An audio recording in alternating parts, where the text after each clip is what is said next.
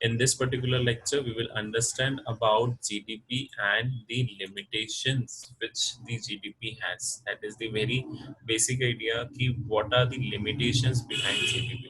So let us just start with this particular session.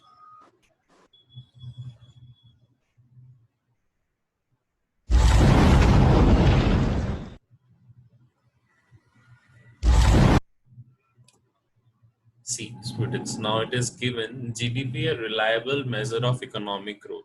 GDP is an important but not a perfect measure of country's economic well-being. माना जैसे अपन ने full form दे दिया gross domestic product. It is important every year it is calculated. अभी जैसे हम जब पता चलेगा कि एक्चुअली में कंट्री की ग्रोथ हो रही है कि नहीं हो रही है, this is the major that we actually calculate to know whether the company or whether the particular country is growing or not. But it is not a perfect measure because it has some of the limitations सबके साथ रहते हैं. There are some positive points as well as there are some negative points because it is given it does not take into following. Now what it is not taking into account, सबसे पहला जो आपके screen पे visible है, that is first limitation of GDP is the distribution of GDP. Okay, and next I will say tell the slide. Second limitation of GDP is the externalities. अब externality दो तरीके की आएंगी आगे जाके लेक्चर में. First is positive externality and second is negative externality. ये दोनों पॉइंट्स में अभी एक्सप्लेन करूंगा about positive as well as the negative externality. Last is your particularly non monetary transaction. Okay, non monetary transaction मतलब ऐसे transaction जिसकी कोई money value नहीं है but they are very much important in the economy system. ऐसे take the example of housewife. उनके जो worth है उनके हम मॉनेटरी वैल्यू नहीं निकालते हैं. She is also 24/7 available with us.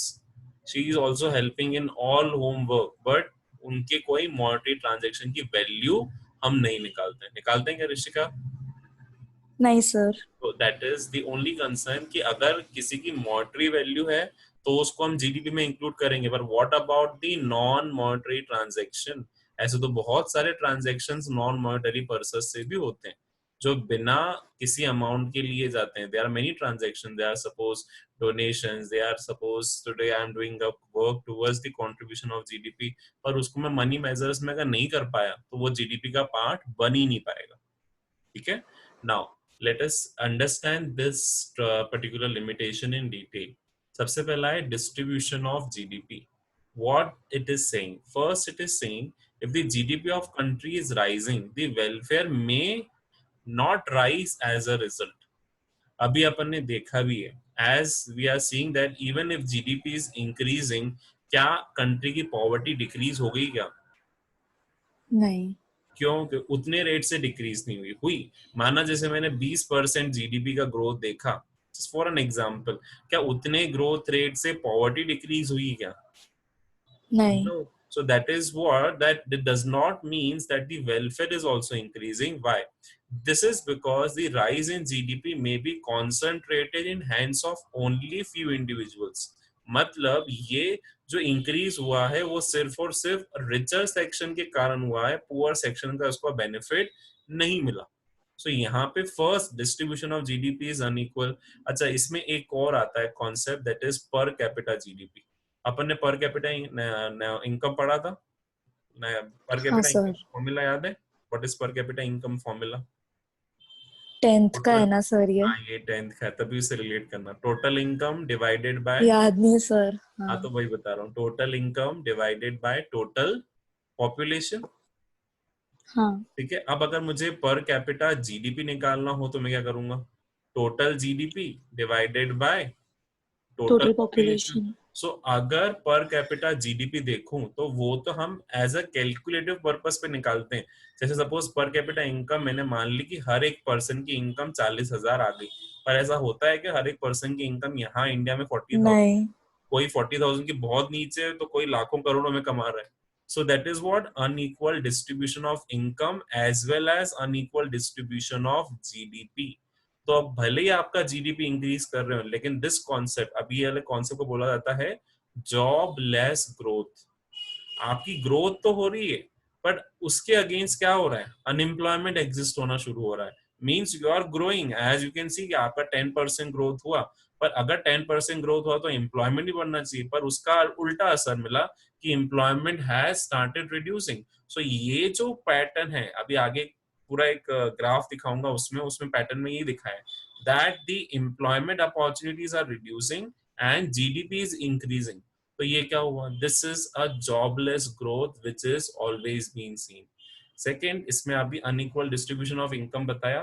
For the rest the income में इन फैक्ट हैव फॉलन, वही बोला कि किस पर्सन के लिए इंक्रीज हुई है for richer section, but for some the income has fallen. In such a case, the welfare of the entire country cannot be said it has increased.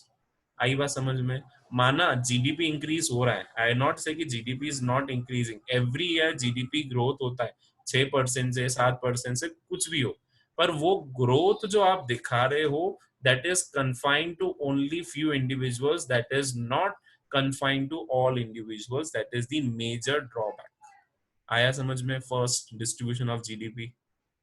इसमें Yes, first sir. Thing आपको याद रखनी कि there is existing unequal distribution of income as well as unequal distribution of GDP.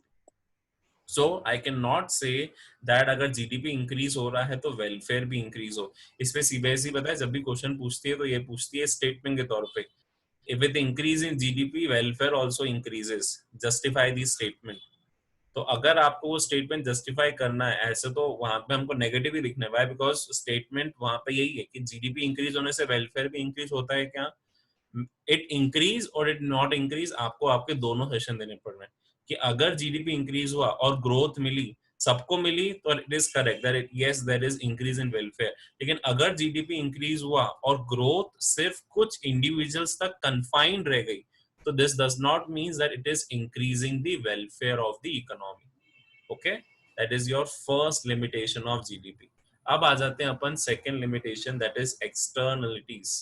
अब externalities का simple definition, it refers to social benefits और social cost of an economic activity. अब ये externalities को भी जीडीपी कंसीडर नहीं करता है। कैसे? Externality do not have any market in which they can be bought and sold. अगर वो कोई मार्केट नहीं है उनका बॉट एंड सोल्ड का, तो उनकी मार्केट वैल्यू भी एग्जिस्ट नहीं करेगी। अगर मार्केट वैल्यू एग्जिस्ट नहीं कर रही है तो अगेन ये क्या वाला ट्रांजेक्शन हो गया, कौन से ट्रांजेक्शन हो गए, नॉन मॉनिटरी ट्रांजेक्शन, पर इनको मनी टर्म्स में मेजर किया जाता है। दी ओनली डिफरेंस इज इनका कोई मार्केट नहीं है जहां पे इनको बॉट एंड सोल्ड किया जाएगा। अब एग्जांपल समझ में आया कि पॉजिटिव एक्सटर्नलिटी क्या है और नेगेटिव एक्सटर्नलिटी क्या है। सबसे पहले अगर मैं पॉजिटिव एक्सटर्नलिटी की बात करूं, okay, late us understand what is the positive externality from the government side. Take for the example, the social benefits are referred to be a positive externality.